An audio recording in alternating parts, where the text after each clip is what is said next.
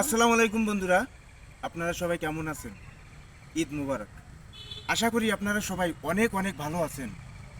আমরা 10 রমজান থেকে আমরা ভিডিওটা অফ করে দিয়েছিলাম। আপনারা হয়তো মনে করতেছেন যে আমরা ভাঙিয়ে পড়েছি। না, এই আক্কাস এবং রবুল সর্দার কখনো ভাঙিয়ে পড়ে না। তাই আপনারা আবার নিয়মিত কালকের থেকে ভিডিও পাবেন। আপনারা আমাদেরকে একটু ভালোবাসা দিবেন, একটু আপনাদের সাথে রাখবেন। আপনাদের সাথে রাখলে তাহলে আমরা সুন্দর সুন্দর ভিডিও উপহার দিব। আসসালামু আলাইকুম প্রিয় গাইজ।